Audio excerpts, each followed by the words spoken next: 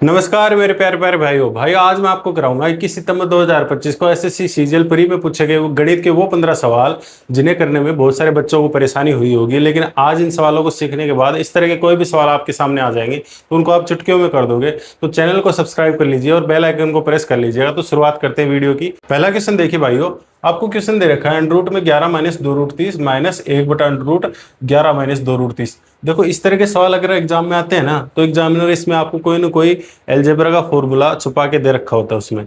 अब आपको सोचना है कि उस फॉर्मूले को आप किस तरह से लगा सकते हो। आपको यहाँ पे संख्या दे रखी है 11 और यहाँ पे दे रखी है 30 और चाहे a माइनस बी का होल स्क्वायर लगा लो चाहे a प्लस बी का होल स्क्वायर लगा लो, दोनों में लास्ट में क्या आता है, एक में प्लस 2a भी आता है एक में माइनस 2a भी आता है। यहाँ माइनस 2 अंडर रूट में 30 दे रखा। आपको दो संख्या ऐसी सोचनी है कि उनको जोड़ने पर तो 11 आ जाए और उनको आपस में गुणा करने पर क्या आ जाए, 30 आ जाए। अब देखो ऐसी संख्या एक तो 6 हो सकती है, 6 और 5 11 और 6 गुणा 5 30। यहाँ माइनस है तो मैं ऐसा एज्यूम कर लूँ कि यहाँ a माइनस बी का होल स्क्वायर का फॉर्मूला लग रहा होगा। अब यहाँ पे वैल्यू यहाँ पे 30 क्या है, अंडर रूट में है। इसका मतलब जो दोनों संख्या जो गुणा हो रही है वो भी अंडर रूट वाली है। अगर इसका मतलब कि वो जो संख्या है ना वो 6 और 5 नहीं है, वो क्या है, अंडर रूट 6 और under root 5। Under root 6 under root 5 आपस में गुणा होंगे तभी तो अंडर रूट 30 आएगा, है ना। अब देखो यहाँ 11 कैसे आएगा कि जब इसका स्क्वायर करेंगे आप, और यहाँ 2 रूट 30 कैसे आएगा जब माइनस करेंगे आप इसको, 2 गुणा अंडर रूट 6 गुणा अंडर रूट 5। अब ये किसका फॉर्मूला बन रहा है, a माइनस बी का होल स्क्वायर। तो यानी ये इसका फॉर्मूला बन रहा है किसका, under root 6 minus under root 5 का होल स्क्वायर। अब ये अंडर रूट 5 माइनस 6 का क्यों नहीं बना, क्योंकि ये जो पूरी वैल्यू है ये पूरी वैल्यू यहाँ तो पॉजिटिव में है ना, इसलिए। अब देखो यहाँ मैं इसको भी ऐसे लिख सकता हूँ। अब यहाँ पे ये जो स्क्वायर है ना, ये स्क्वायर को अगर मैं बाहर ले आऊँ तो अंडर रूट तो हट ही जाएगा। अब इसको मैं कैसे लिख सकता हूँ, 1 बटा under root 6 minus under root 5। अब देखो यहाँ तो आपको नॉर्मल वैल्यू दे रखी है, इस वैल्यू को इस फॉर्म में लाने के लिए क्या करूँ मैं कि इसके अपोजिट साइन से ऊपर नीचे गुणा कर दूँ। Under root 6 plus under root 5 under root 6 plus under root 5।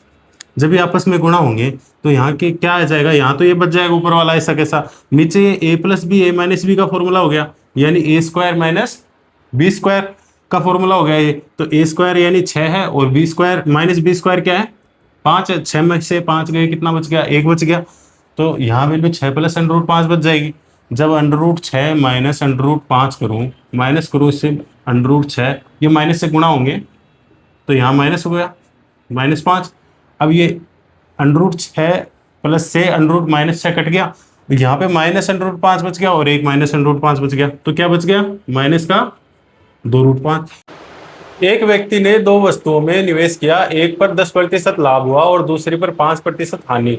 अगर कुल निवेश रुपये 5,000 था और कुल लाभ रुपये 100 हुआ तो लाभ देने वाले वस्तु में कितना निवेश किया गया। देखो क्यों ना मैं ये मान लूँ वो दो वस्तु थी, उसके ए और बी लिख लेता हूँ मैं, दोनों में मिला के 5,000 रुपये निवेश कर रहा है। यानी कि मैं ये मान लूँ कि ए में तो वो x रुपये लगा रहा है तो बी में कितना लगाएगा, 5,000 माइनस x। अब अगला आपको क्वेश्चन में ये कह रहा है कि एक पे तो 10% लाभ हो रहा है, मैं ये मान लो इस पे तो 10% का लाभ हो रहा है और इस पे 5% की हानि हो रही है। इसका मतलब इसका 10% लाभ कितना होया, x का गुणा 10/100 और इसकी 5% हानि कितनी हुई, 5,000 माइनस x का गुणा 5/100। ये इस वस्तु की हानि हो गई। आपको क्या कह रहा है कि लेकिन फिर भी दोनों का मिला के 100 रुपये का लाभ आ रहा है, इसका मतलब इन दोनों का अंतर क्या है, 100 रुपये। 5 एकम 5, 5 दूनी 10, 20 पंजे 100। अब इस 100 को मैं एलसीएम लेके इधर भेज दूं तो यहाँ मेरे पास क्या आ जाएगा, 2x माइनस 5,000 माइनस x बराबर 2,000। अब इसको मैं ब्रैकेट से हटाऊं तो यहाँ 5,000 प्लस था, ये माइनस का हो जाएगा और ये माइनस x प्लस का हो जाएगा। यहाँ क्या आएगा, 3x और ये 5,000 उधर जाएगा तो प्लस हो जाएगा, यानी 7,000 आ गया। x की वैल्यू मेरे पास कितनी आ जाएगी, 7,000 में भी 3 का भाग दो तो 2333 पॉइंट कुछ आएगी, यानी 2333.33 ऐसे आती जाएगी। तो एक्स की ये वैल्यू आ गई, जो कि 10% लाभ वाली वस्तु थी, इसको मैंने एक्स माना, तो ये मेरा आंसर हो गया ऑप्शन नंबर ए। अगला क्वेश्चन ध्यान से देखिएगा, इंपॉर्टेंट है और आगे भी आ सकता है। क्वेश्चन में आपसे पूछ रखा है, एक विक्रेता 12% चक्रवृद्धि ब्याज की दर से 74,000 रुपए उधार देता है, तीसरे वर्ष का ब्याज ज्ञात कीजिए। देखो, आपको ध्यान ये देना है, आपको तीसरे वर्ष का खाली ब्याज पूछा है, ना कि तीनों वर्ष का मिला के पूछा है। और चक्रवृद्धि ब्याज में जब 3 साल लगेगा ब्याज 12, 12 और 12 के हिसाब से, तो हमें 2 साल का पता है कितने लगेगा, 12 और 12 लगेगा, तो 2 साल में टोटल ब्याज कितना लग जाएगा, 25.44%। ये मैंने कैसे निकाला, A plus B plus A B बटा 100 वाले फॉर्मूले से। अब 3 सालों का मेरा टोटल ब्याज कितना हो जाएगा, इसको ए मान लूंगा, इसको बी मान लूंगा, वही A plus B plus A B बटा 100 वाला फॉर्मूला। तो कितना आ जाएगा मेरे पास, 40.49%। ये मेरा 3 सालों का टोटल ब्याज आ गया, ये मेरा 2 सालों का टोटल ब्याज आ गया। अगर आप इनको थोड़ा याद रख लोगे तो एग्जाम में कैलकुलेशन थोड़ी फास्ट हो जाएगी आपकी।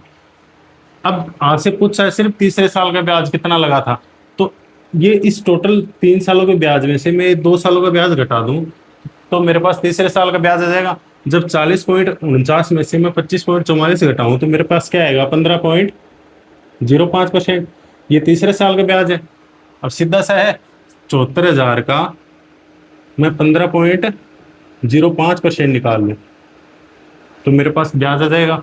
2 जीरो से 2 जीरो कट गए। अब आप एक बार के लिए इस 0.05 को मत मानो, यहाँ पे 15 मान लो। आप 740 को 15 से गुणा करो तो देखो सीधा सीधा 740 को 10 से गुणा करूंगा 7400 तो एक हो गया, और 740 को मैं 5 से गुणा करूंगा तो 7 पंजो 35 और 40 पंजो 200 यानी 3700 रुपये और हो गए।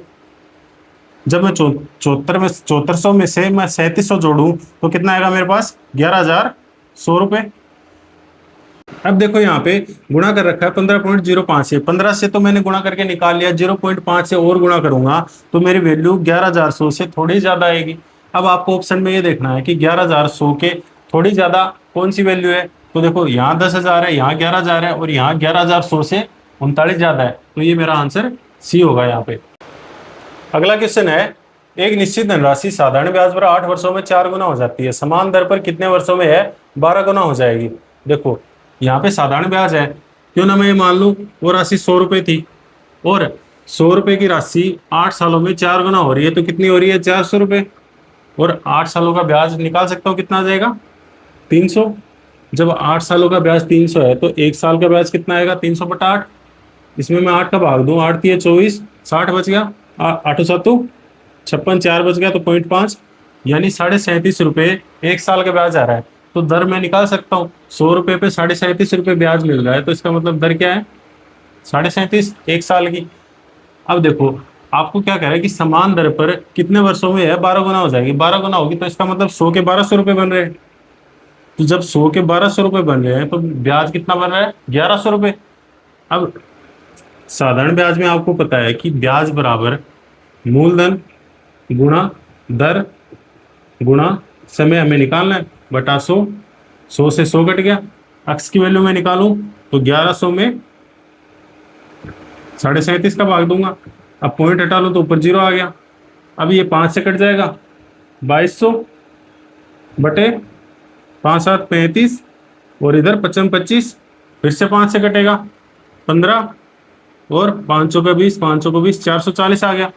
अब फिर कट जाएगा ये 5 से, 5 8 40, 5 8 40 और 5 3 15। जब मैं 88 में 3 का भाग दूं तो क्या आएगा मेरे पास, 3 दूनी 6 बच गया 28, तो 3 नमा 27, 1 बच गया 1/3, तो ये 29 सही 1/3 साल मेरा आंसर आ जाएगा। यहाँ पे ऑप्शन नंबर ए मेरा आंसर हो गया। अगला क्वेश्चन देखिए, एक थोक व्यापारी एक चाय का पैकेट खुदरा व्यापारी को 20% लाभ पर बेचता है। खुदरा व्यापारी फिर कीमत में 50% की बढ़ोतरी करता है और ग्राहक को 20% की छूट देता है। अगर ग्राहक ने रुपये 480 का भुगतान किया तो थोक व्यापारी के लिए उस पैकेट की लागत कीमत ज्ञात कीजिए। देखो इस तरह के क्वेश्चन में आपको समय बचाने के लिए क्या करना है, जैसे जैसे बोल रहा है वैसे वैसे लिखते जाओ। अब मैं ये मान लूँ कि शुरू में वो चीज़ थी 100 रुपये की और थोक व्यापारी इसको 20% लाभ पे बेच रहा है, इसका मतलब कितने में बेच रहा है 120 रुपये में, और जो खरीदने वाला खुदरा व्यापारी है वो उस पर 50% बढ़ाता है, यानी कि 120 पे 50% बढ़ा के अंकित करेगा, यानी उसका अंकित मूल्य कितना कर देगा वो 180 रुपये, और इस 180 रुपये पे वो 20% की छूट दे देता है, यानी कि 180 का 20 कितना हो गया, इस पर 36 रुपये की छूट दे देगा, तो कितने में बेचेगा इसको? 144 रुपये में ग्राहक को बेचेगा। और देखो मैंने माना जब 100 रुपये की वो चीज मानी तो वो 144 में ग्राहक को बेच रहा है, यानी 144 किसके बराबर है वास्तविक रूप में? ग्राहक को कितने में बेच रहा है? 480 रुपये में। तो एक किसके बराबर है? 480 बटा 144। तो वैल्यू वस्तु की कितनी है? 100 है। तो यानी 100 बराबर क्या आ जाएगा? 100 बराबर 480 बटा 144 गुणा 100।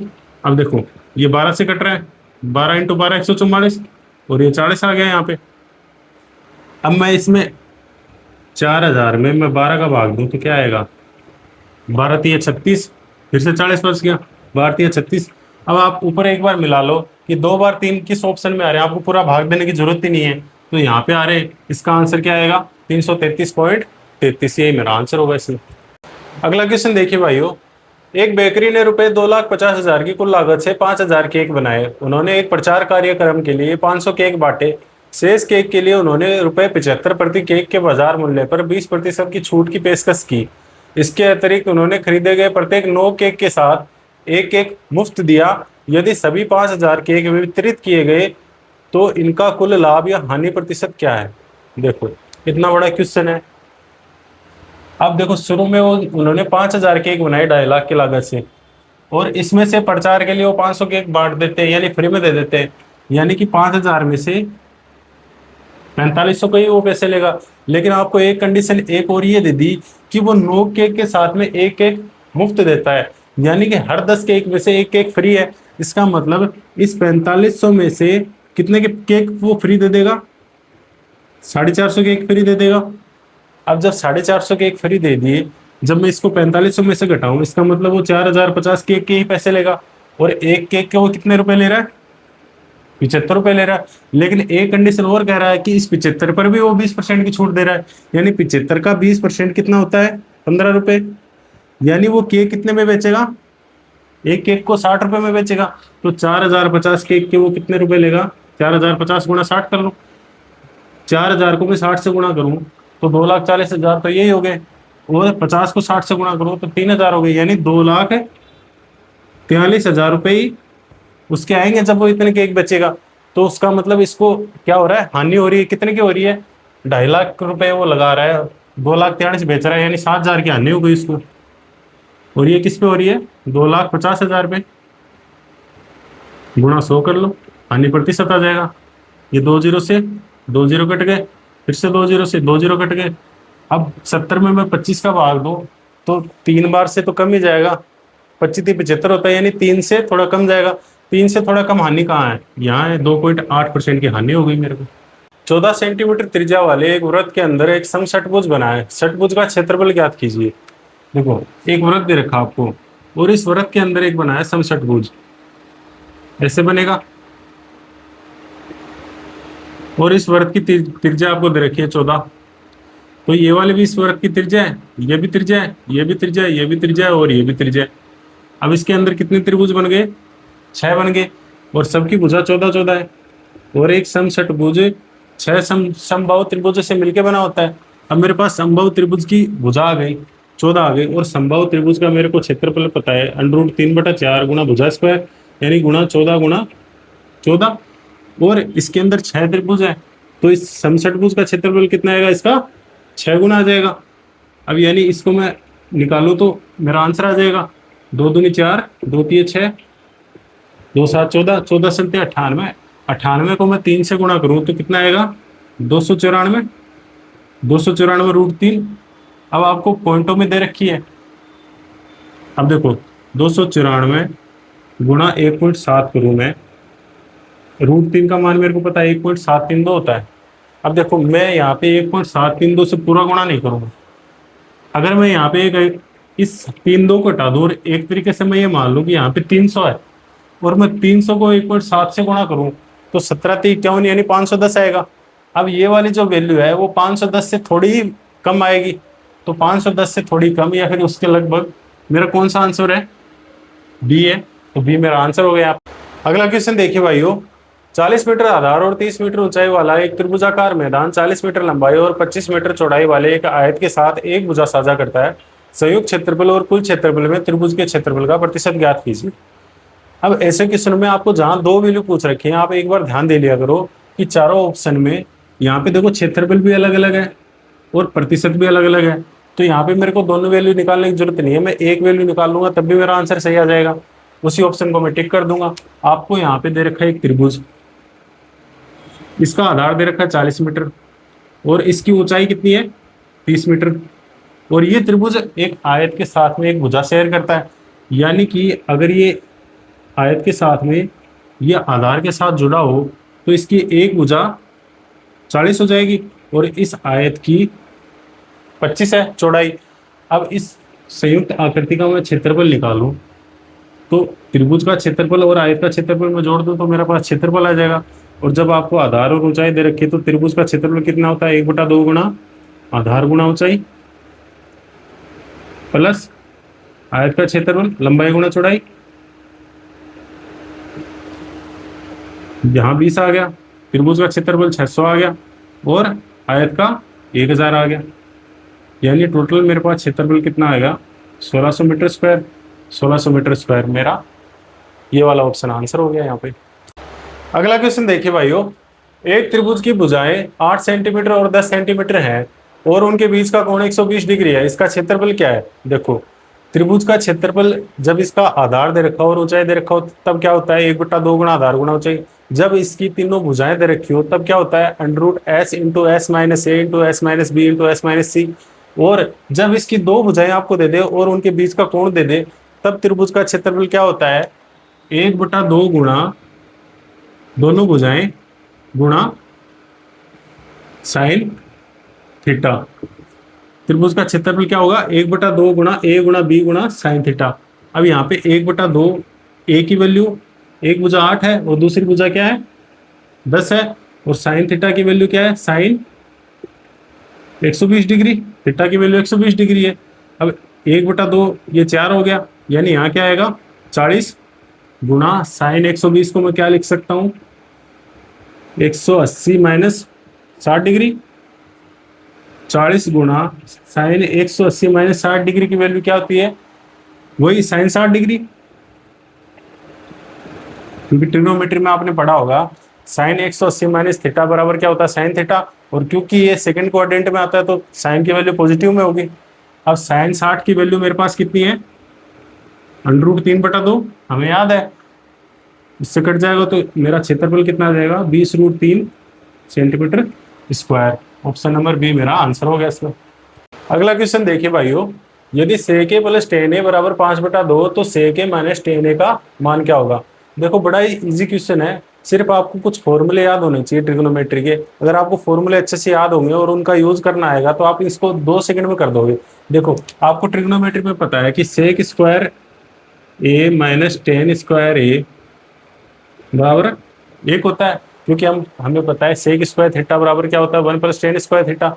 मैं tan स्क्वायर थीटा को इधर ले आऊँ तो sec square theta minus tan square theta बराबर क्या हो गया 1 हो गया। अब इसको मैं a मानूं और इसको b मानूं तो ये a square minus b square नहीं होगा, a square minus b square हो गया।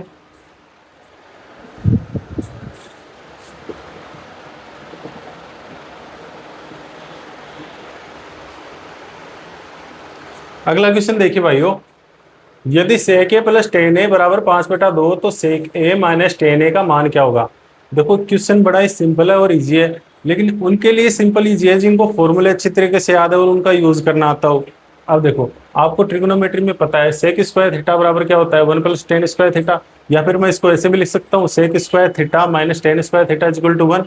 यानी कि यहाँ क्या लिख दूँ मैं sec square a minus tan square a किसके बराबर होगा 1 के बराबर। अगर मैं sec a को a मानूं और tan a को b मानूं, यानी sec स्क्वायर a क्या आ जाएगा a स्क्वायर और tan स्क्वायर a क्या आएगा b स्क्वायर। ये क्या बन गया a square minus b square का फॉर्मूला। इसको ऐसे भी लिख सकता हूँ sec a plus tan a into में sec a minus tan a बराबर क्या होगा 1 के, क्योंकि इसका फॉर्मूला क्या होता है a plus B into a minus B. अब इसकी वैल्यू आपको 5/2 दे रखी है, तो जब ये 5/2 में यहाँ रखूं और फिर इसको इधर भेज दूं 5/2 को, तो सेक ए माइनस टेन ए की वैल्यू आ जाएगी मेरे पास। सेक ए माइनस टेन ए की वैल्यू मेरे पास क्या आ जाएगी, 2/5। ये मेरा आंसर होगा यहाँ पे ऑप्शन नंबर ए। यदि साइन ए प्लस कोस ए बराबर 1, साइन की पावर 4 ए प्लस कोस की पावर 4 ए का मान ज्ञात कीजिए। अब देखो, साइन ए और कोस ए, इनकी वैल्यू प्लस होके 1 के बराबर कब हो सकती है, जब ए की वैल्यू 90 डिग्री हो। क्योंकि साइन 90 की वैल्यू तो 1 होती है और कोस 90 की वैल्यू 0 होती है। ये आपस में प्लस होके क्या हो जाएगा, 1 हो जाएगा।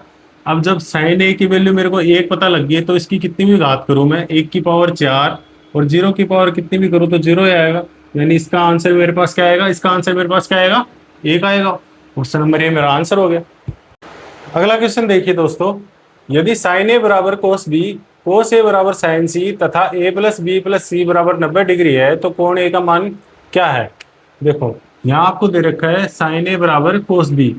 क्या मैं साइन ए को ऐसे भी लिख सकता हूँ, कोस 90 माइनस ए, क्योंकि कोस 90 माइनस ए की वैल्यू क्या होगी, साइन ए के बराबर।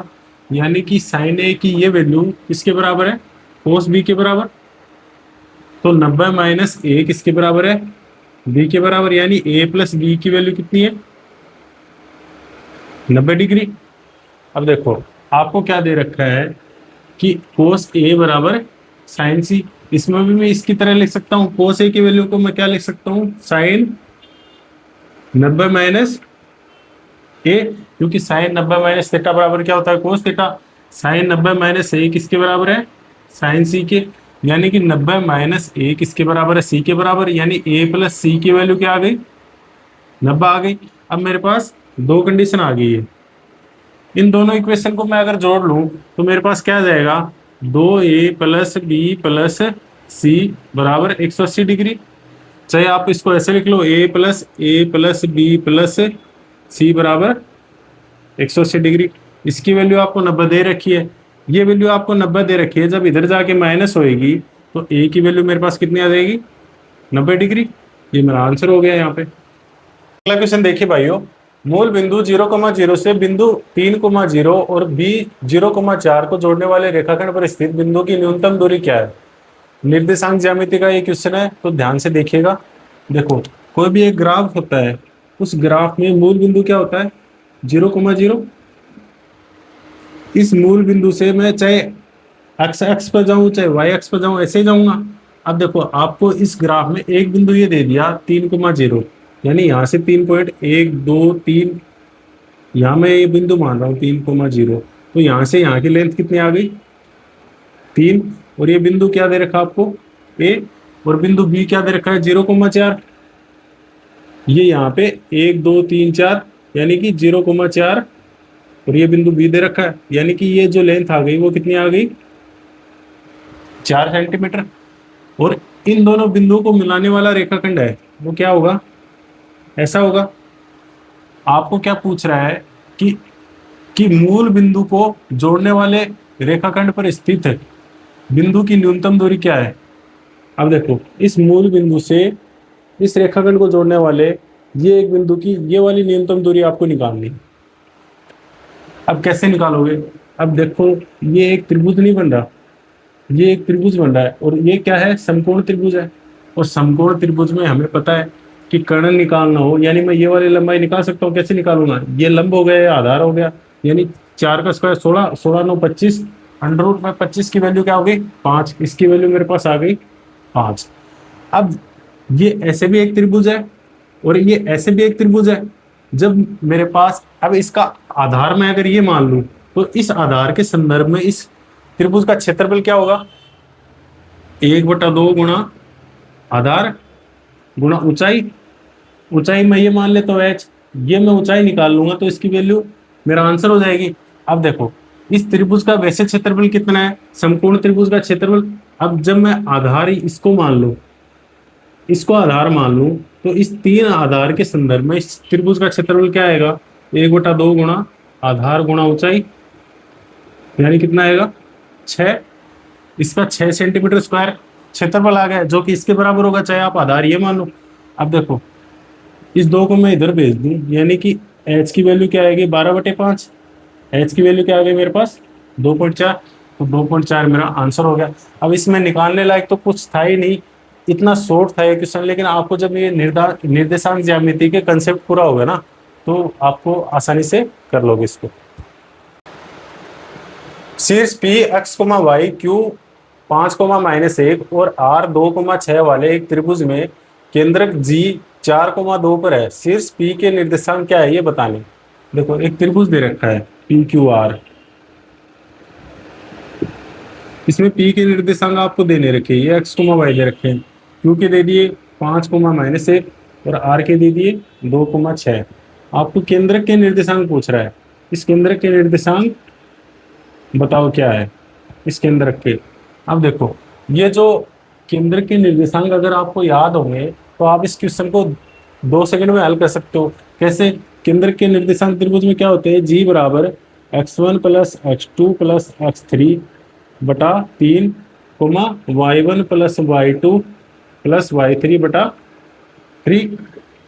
ये केंद्रक के निर्देशांक होते हैं। और केंद्रक के निर्देशांक आपको क्या दे रखे हैं 4,2 बराबर x1 की वैल्यू ये x है, x2 की वैल्यू आपको 5 दे रखी है, x3 की वैल्यू 2 दे रखी है बटा 3 और y1 की वैल्यू y दे रखी है, y2 की वैल्यू क्या दे रखी है -1 और y3 की वैल्यू क्या दे रखी है 6 बटा 3।